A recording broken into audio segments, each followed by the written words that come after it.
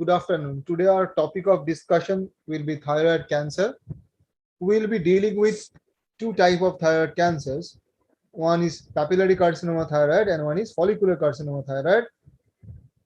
Long questions usually comes on these two topics.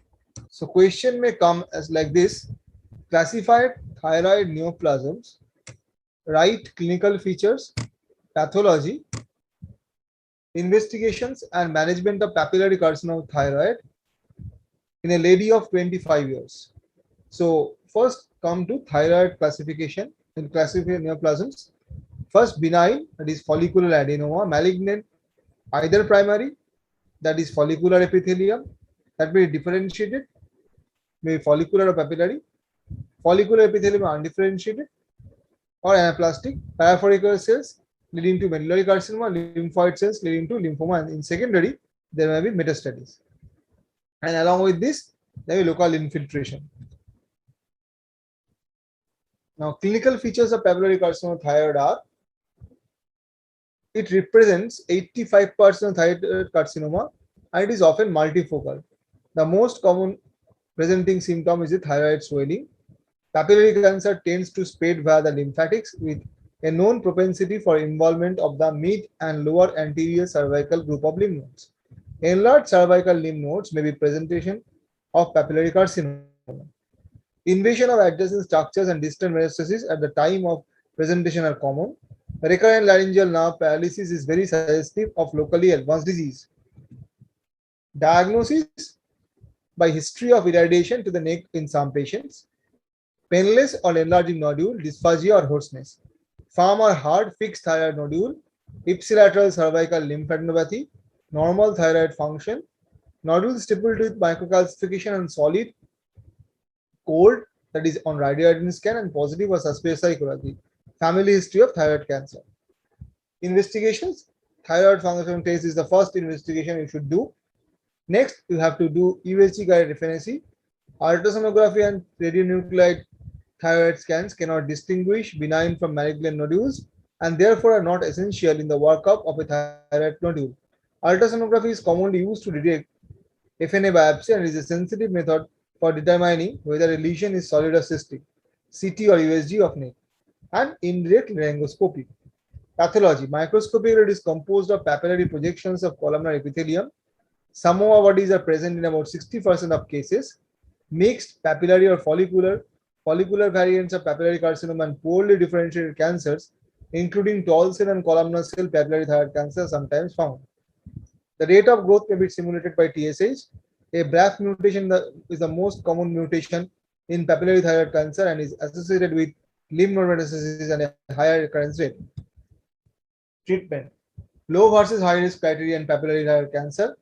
In low risk, women less than 50 years, men less than 40 years, well or moderately differentiated tumor less than 4 cm diameter, tumor confined to the thyroid gland and no distant metastasis.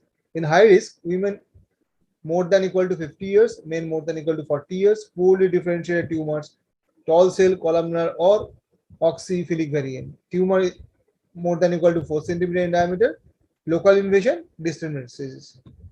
Surgical treatment: a lobectomy with isthmusectomy is satisfactory for papillary cancers less than 1 cm in size without lymphatic or systemic metastasis. Lobectomy with isthmusectomy for patients with papillary cancers that are greater than 1 cm when patients are categorized as low risk for recurrence or mortality. Total thyroidectomies are uniformly accepted for treatment of high risk papillary carcinoma. In addition, patients with a history of head and neck irradiation should undergo total thyroidectomy with a high incidence of carcinoma at the sites other than the nodule and their increased lifetime risk of developing thyroid cancer in the remaining thyroid gland. Role of postoperative remnant ablation. Indication: stage 3 and 4 disease. All patients with stage 2 disease younger than age 45 years. Most patients with stage 2 disease 45 years or older. Selected patients with stage 1 disease, especially those with multifocal disease, nodal metastasis, extrathyroidal or vascular invasion, and or more aggressive histologies.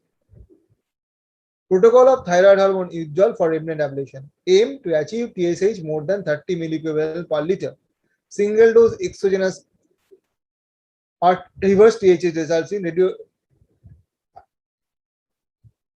in TSH levels between 51 to 82 milliequivalent per liter. Endogenous TSH elevation can be achieved by stopping levothyroxine and switching to triiodothyronine for 2 to 4 weeks, followed by withdrawal of triiodothyronine T3 for 2 weeks, and discontinuation of levothyroxine for 3 weeks without use of T3, and reverse TSH stimulation can be done used for remnant ablation. Role of postoperative diagnostic radioiodine scan.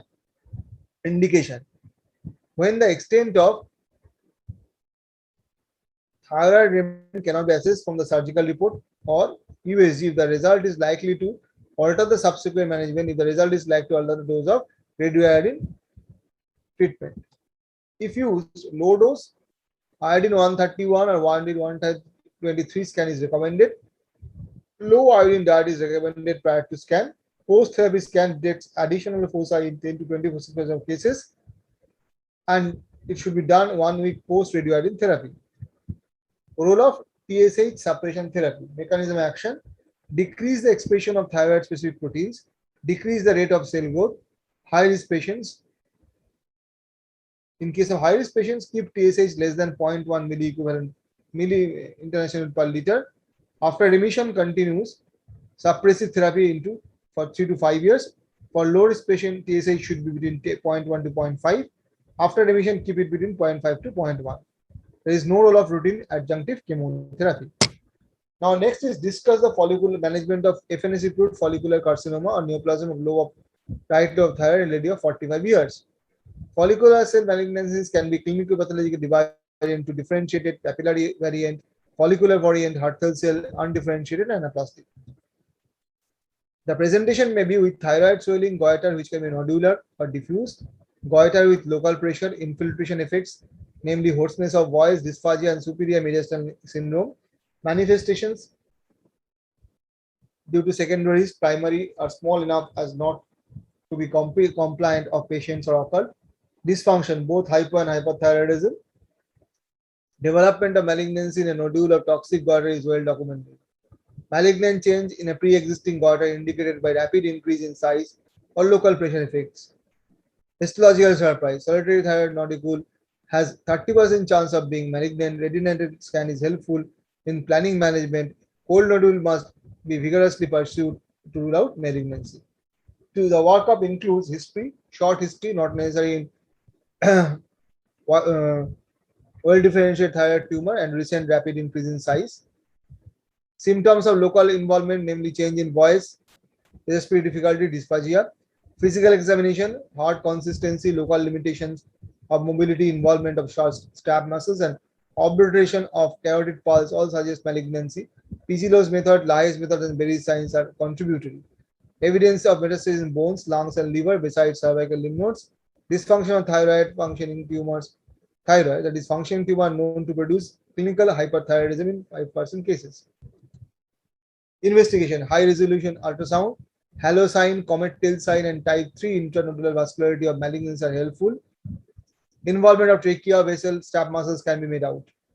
Fine needle aspiration cytology, cellular diagnosis of differentiated thyroid carcinoma is now feasible. Ultrastructural study and histochemistry are a great help. True-cut biopsy, selected indication is in inoperable cases to plan out management. Also differentiate lymphoma from anaplastic carcinoma. Monoclonal antibodies for lymphoma, this can differentiate anaplastic carcinoma from lymphoma. Imprint smear, better interpretation than FNAC or frozen section. CT or MRI, specific indication is to know extent of tumor spread and local tissue plane infiltration. Skin T scan, presently limited use. Cold nodule classically in malignancies, still helpful in solitary thyroid nodule. Tumor markers, very significant in this type of, which is done before and after management. Helps in follow-up and can indicate recurrence or metastasis. CEA, CD34, MVD, P53 proteins have also correlation. X-ray chest and X-ray of bone site, bone metastasis site demonstrates local secondary deposits. Ultrasound of liver done to detect liver metastasis wherever suspected. Skeletal survey done by radionuclide scan, that is gamma camera, wherever indicated can alter the clinical staging of the disease. Surgery for follicular carcinoma. From clinical pathological standpoint, these carcinomas are divided into low risk and high risk. Three important risk factors, namely vascular invasion, metastasis, and age greater than 45 years. The result of cytological and frozen section histology in this tumor is high inaccuracy of both in interpretation. In low risk patients with intrathyroidal lesion less than 2.5 cm in size, a hemithyroidectomy with ismectomy is enough. Completion thyroidectomy is indicated if histology reveals a more invasive form of carcinoma postoperatively. In all other follicular carcinoma, total or near total thyroidectomy is indicated. This is recommended in presence of even metastasis as it facilitates adjuvant treatment with iodine 131. If nodes are involved, ipsilateral functional block dissection with central compartment clearance is to be undertaken. One point is to note that FNAC cannot distinguish between follicular adenoma and carcinoma, so we have to go for right subtotal thyroidectomy and send the specimen for HP examination to find out the final diagnosis and treat accordingly. Now, one variant is Hurtwell cell tumors. Hurtwell cell, though modified follicular cell, is now considered a separate tumor altogether. Contrary to our earlier belief, majority of Hurtwell cell tumors are benign. Capsular and vascular invasion and histology and metastasis clinically characterize malignant Hurtwell cell neoplasm. There is an indeterminate form also. The potential incidence of indeterminate form creates controversy regarding extent of surgery. The undistributed benign forms are best treated by hemithyroidectomy.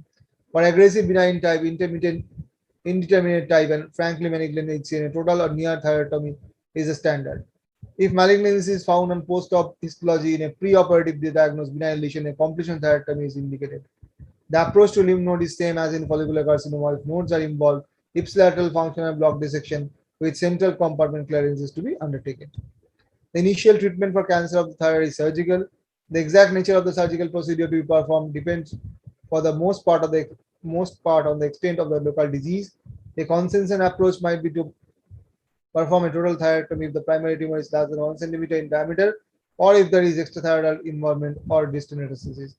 Clinical evident lymphadenopathy should be removed with a neck dissection. If the primary tumor is less than 1 centimeter in diameter, a unilateral lobectomy might be considered. Current NCCN guidelines recommend lobectomy plus hysterectomy as initial procedure for treatment with follicular neoplasms with prompt completion of thyroidectomy if invasive follicular carcinoma is found on the final histological section.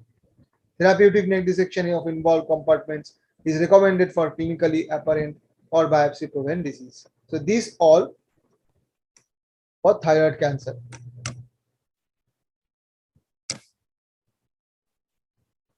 Now you can have this video in my website, and also the PDF of this PPT after correction or editing along with the whole chapter of endocrine will be uploaded in my website, which you can download by paying very meager amount. Thank you.